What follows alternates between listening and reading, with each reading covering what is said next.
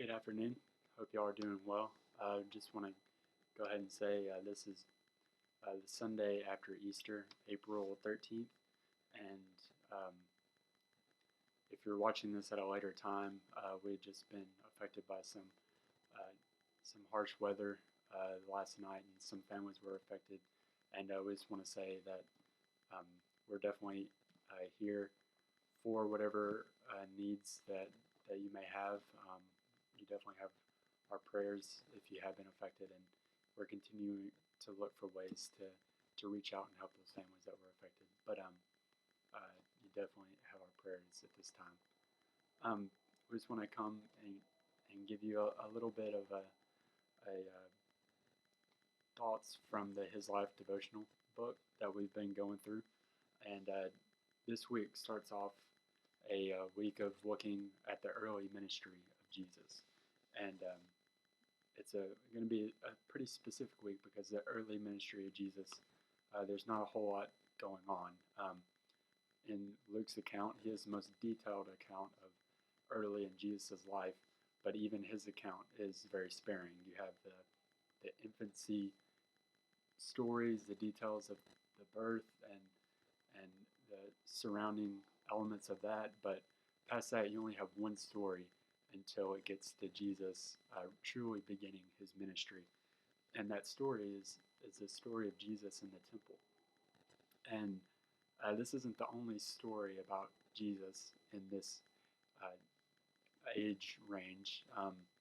In some of the other non-canonical Gospels, there are some stories of Jesus and what he did, and those stories were kind of rejected by the early church because they were just stories that didn't really go along with the stories about Jesus. And even our writer, he of this devotional points out Mozart, and he has some truly amazing stories about who Mozart was when he was younger.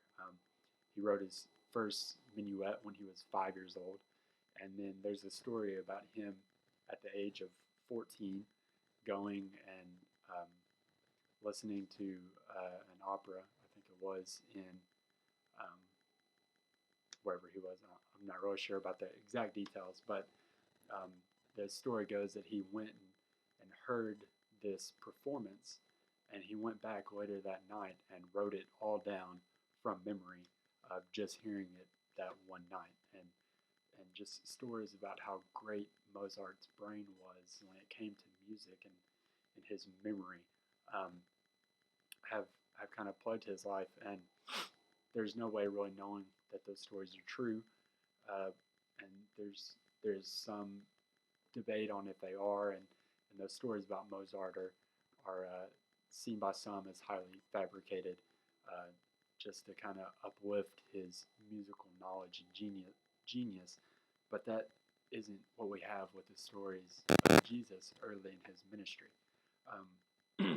The other stories that are recorded are of Jesus doing miracles and doing some kind of finding his power as he was younger, and it's almost like a superhero story that we have today of where a superhero comes to find out who he is because he has these powers that he can't quite control, and part of him becoming the superhero that he's meant to be is him harnessing his powers that he just found out he had. That's not quite the story we get with Jesus. I think it's interesting in Luke's gospel. At the very beginning, we're told that he went out to seek evidence and to get eyewitness accounts of this story of Jesus, and it was all for one purpose, and that purpose is listed in Luke chapter 1, verse 4. It says, I've created this account that you may have certainty concerning the things that you have been taught.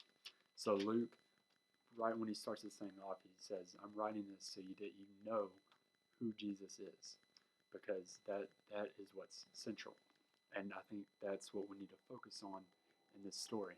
I've gone through a little bit today and read some commentaries and notes about this story, and and they're all over the place because there's a bunch of detail here that you could focus on. You could focus on the fact that it was the Passover, and at the end of the Passover, 3 days Jesus is missing, and then on the third day he's found, or that he sits at the feet and he's almost painted as having superior knowledge, kind of like Mozart, that's listed in the devotional.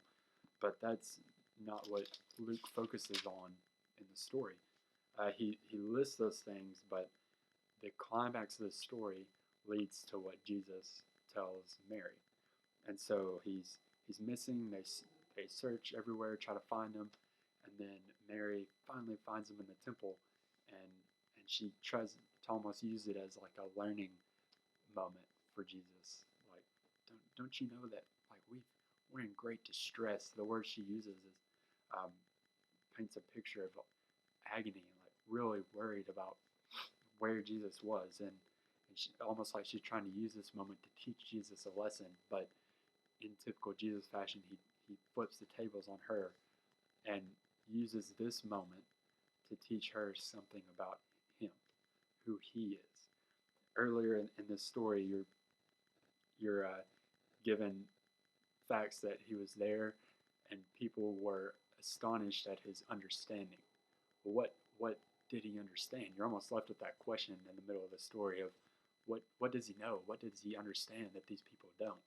And you get that answer later in the story, and it's the answer that plays out all throughout the Gospels, is that he takes a moment and he says, "I'm here because I'm going to be about my Father's business, or I'm going to be in my Father's house."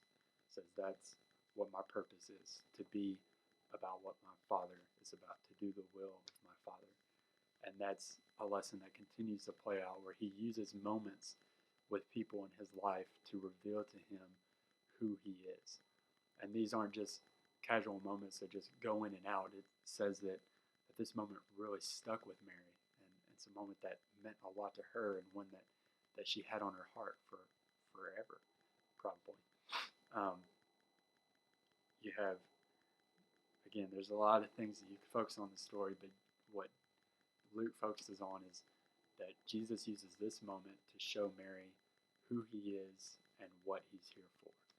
And that purpose plays all throughout, is to come and do the will of his Father.